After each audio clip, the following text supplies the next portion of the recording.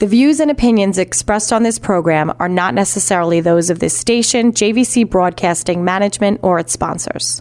With so many people living longer, the fear of outliving your money becomes a reality for many of us. Will I be a financial burden? Will I outlive my money? How will I be remembered? My name is Neil Himmelstein, president of Main Street Planning Group. Please contact me by visiting mainstreetplanninggroup.com. That's mainstreetplanninggroup.com, or call 631-647-4694. I will introduce you to strategies that will guarantee you will not outlive your money, that can guarantee you will not be a burden on your loved ones. Through a collaborative approach, we will uncover solutions that offer tax-efficient strategies, lifetime income, and legacy planning, choice, organization, direction, and education. That is the code we stand behind. Contact mainstreetplanninggroup.com, that's mainstreetplanninggroup.com, or call 631-647-4694. And listen to me every Friday at 3 p.m. as I host the Main Street Code for Financial Success, right here on 103.9 LI News Radio. Good afternoon. Welcome to the Main Street Code for Financial Success. I'm your host, Neil Himmelstein. I can be reached at 631-647-4694 or themainstreetcode.com. If you happen to miss a show, I'm on Apple or Spotify, where I record my shows, and you can later catch up, or every Friday at 3 p.m. you can catch this show. And when we talk about our code, we talk about choice, organization, direction, and education. We help hundreds of advisors across the United States, whether they be attorneys, CPAs, or insurance professionals, with insurance questions and needs. We're completely independent. We represent 30 different insurance companies, and we help clients and businesses with their insurance questions and needs, whether you need to set up a buy-sell agreement or corporate planning, or all these complicated subjects which sound complicated, but we try and make them easy for you. We try and bring it down to the brass tacks and make it easy so that you can be tax efficient and protect what you worked your life to protect for your family and future generations. So that's what we do. And today we're very honored to have back with us Bill Zalakar. Bill Zalakar is the general manager of Weiss Greenhouses and former past president of, for 3 years, the Long Island Farm Bureau, which is a huge organization that you may not hear much about, but I hope Bill will talk a little bit more about. And he's currently on the state board fighting for you and fighting for the farms to make your life better, with whether it be our food supply or their trees or open space or labor. I mean, you guys get into urban farming and aquaculture and all kinds of stuff that's exciting. So, Bill, thanks for coming on the show. Thanks, Neil. It's a pleasure to be back here with you again. Terrific. And like you said, there's just so many different things that you could talk about. It can go on forever. Agriculture is just not about the traditional ag where you see the farmer out in the field with the plow and everything. And it's gotten to be very technical. And especially here on Long Island, it's so diversified. We probably have one of the most diversified aspects of agriculture anywhere in the United States. Like you said, from the wineries, aquaculture, urban agriculture, vertical farming, you name it, and it's out there. And, the world changes and the world pivots. We talk about this all the time. We don't talk about agriculture enough, but Long Island used to have probably one of the number one suppliers of duck farms, right? Mm-hmm, I know we had one right here in Moriches that you'd mentioned, Center Moriches. And then we used to be known as the potato farmers of Long Island when I was growing up. Yep. And now it's wineries and aquaculture, and I want to say this, and breweries, yes, wineries. Why am I saying this?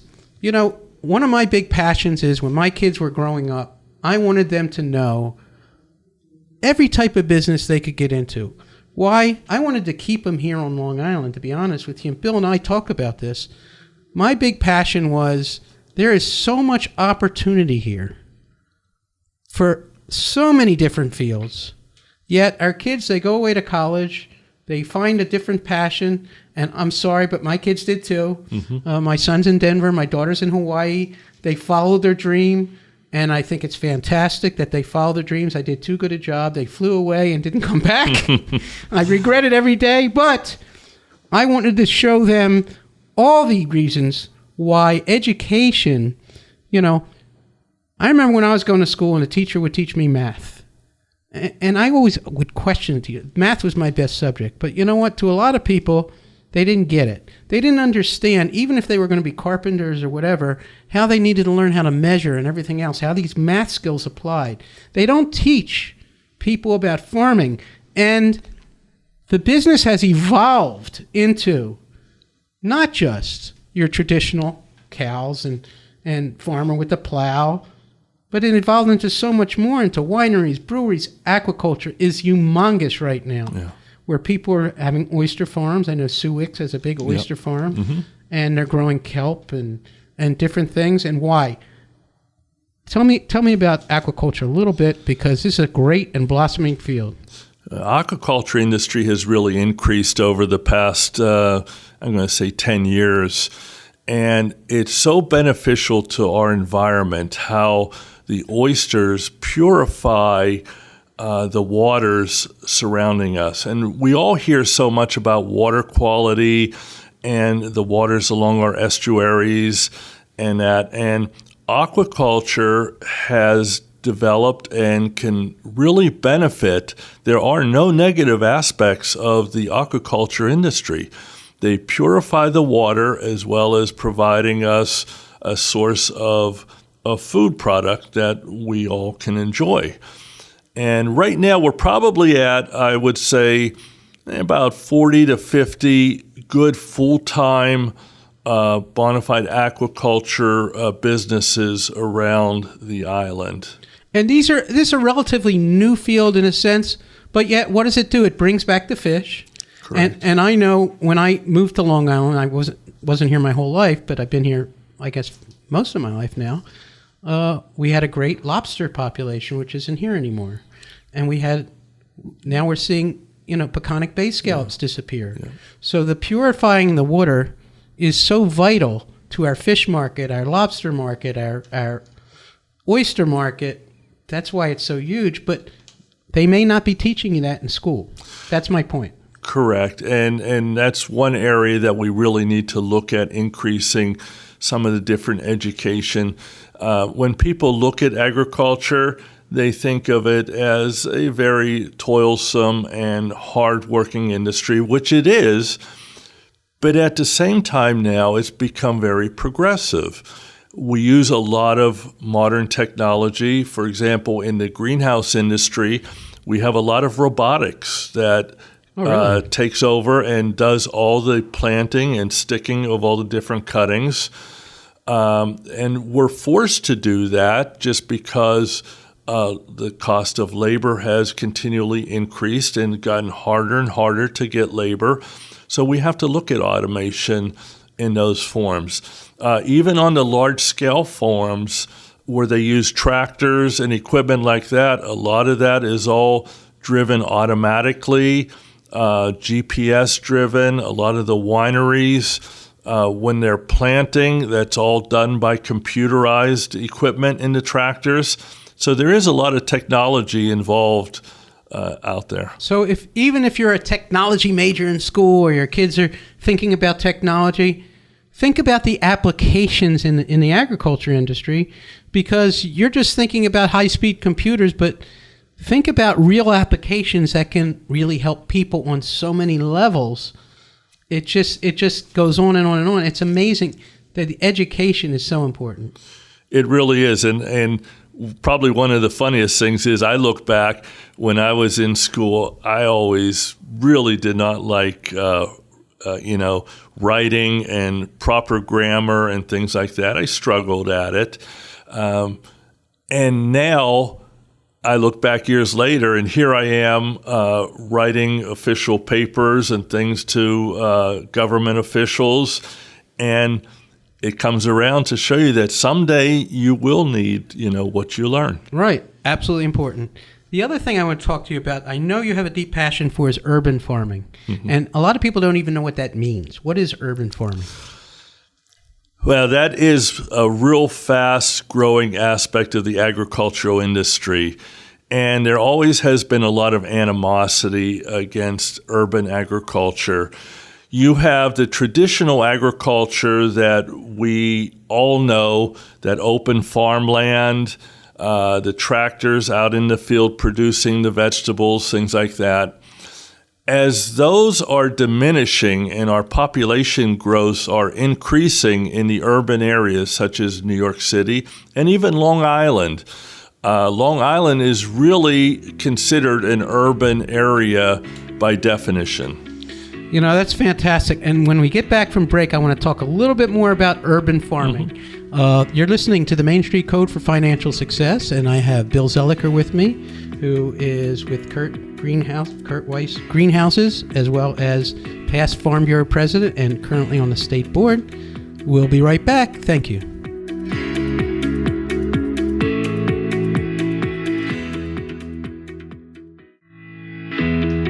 Welcome back to the Main Street Code for Financial Success. I'm your host, Neil Himmelstein. If you need to reach out to me, 631-647-4694. I encourage you to ask lots of questions.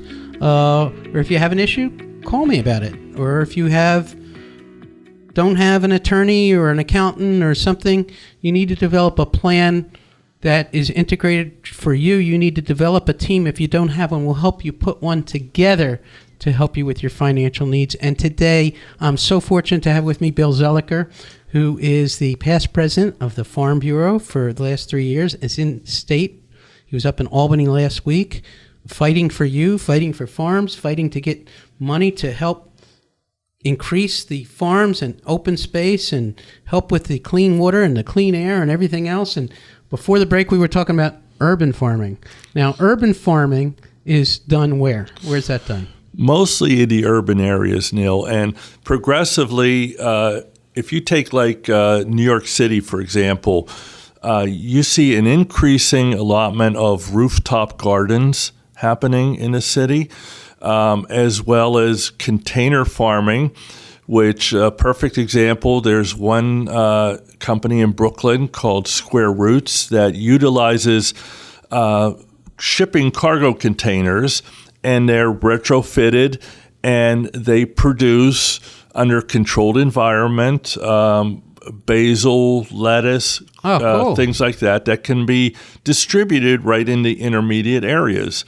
That's terrific. As well as one of the larger companies, Gotham Greens, which started years ago, is built a small greenhouse on the top of Whole Foods in Brooklyn. And so basically it eliminates the whole transportation aspect. Right. And it allows a lot of the local people to get their food very much at a faster pace that's always fresher. Oh, you can't get fresher than right at the farm. That's for sure. It. And that's a fantastic thing, and I'm glad to see it, because we have a lot of people that don't appreciate or can't have the access to come out east to where these great farms are, but you can grow some of your own food, and it's not a bad idea.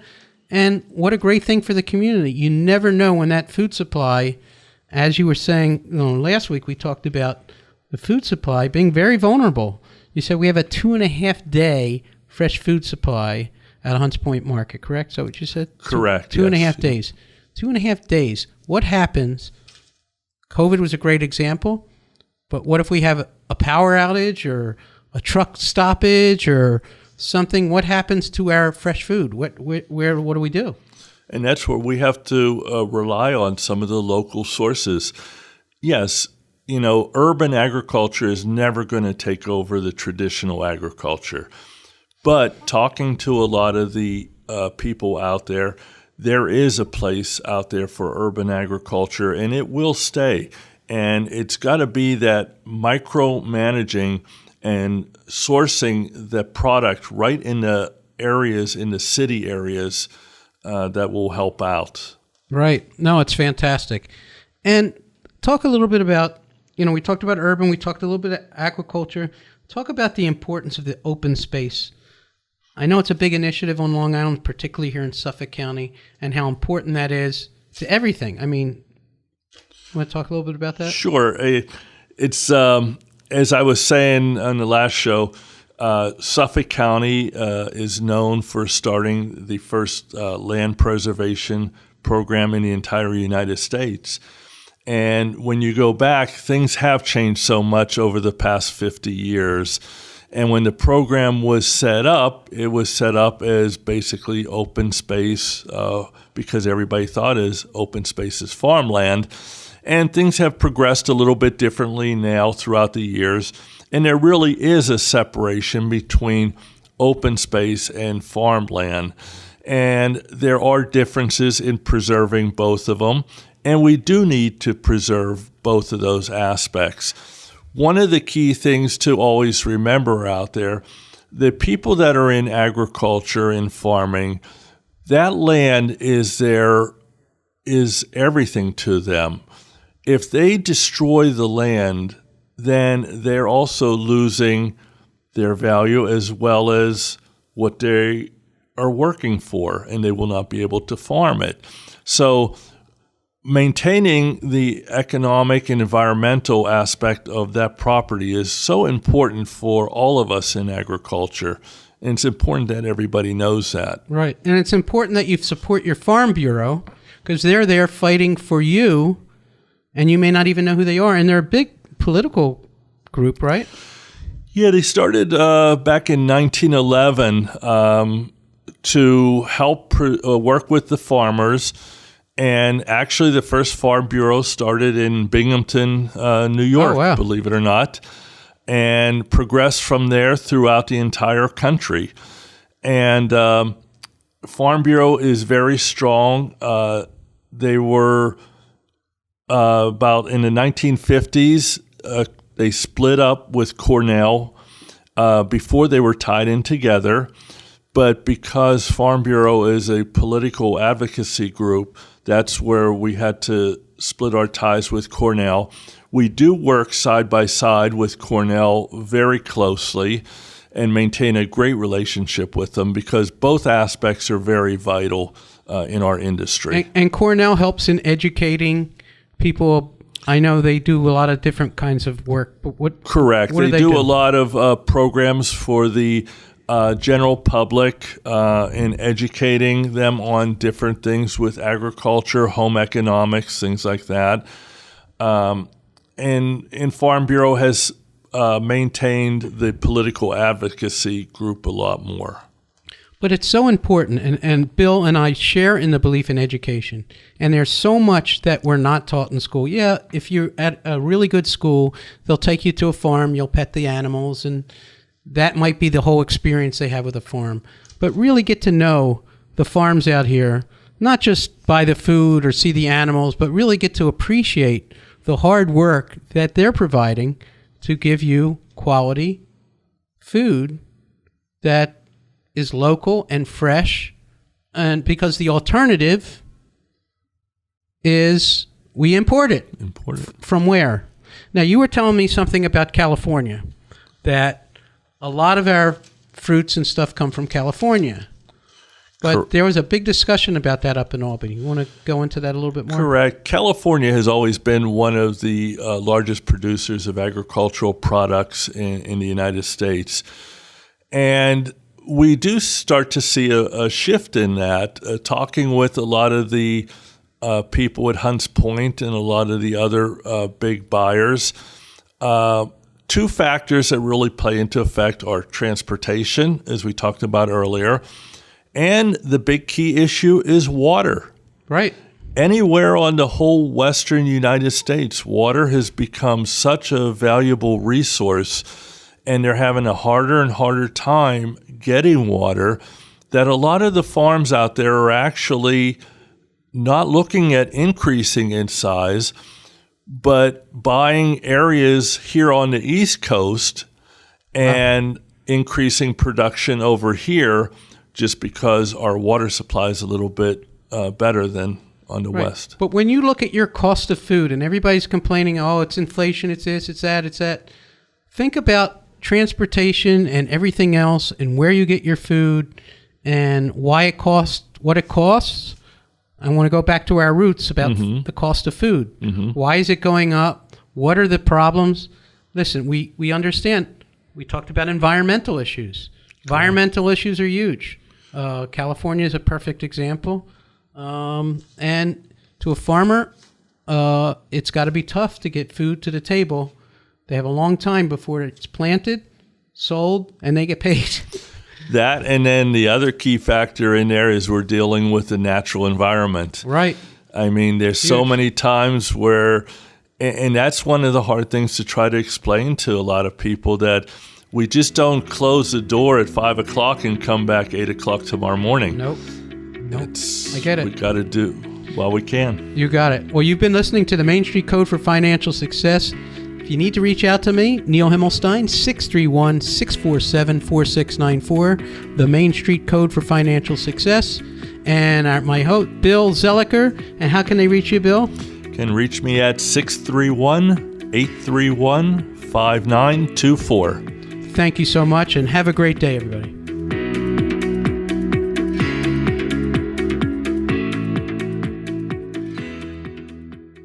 The views and opinions expressed on this program are not necessarily those of this station, JVC Broadcasting Management, or its sponsors.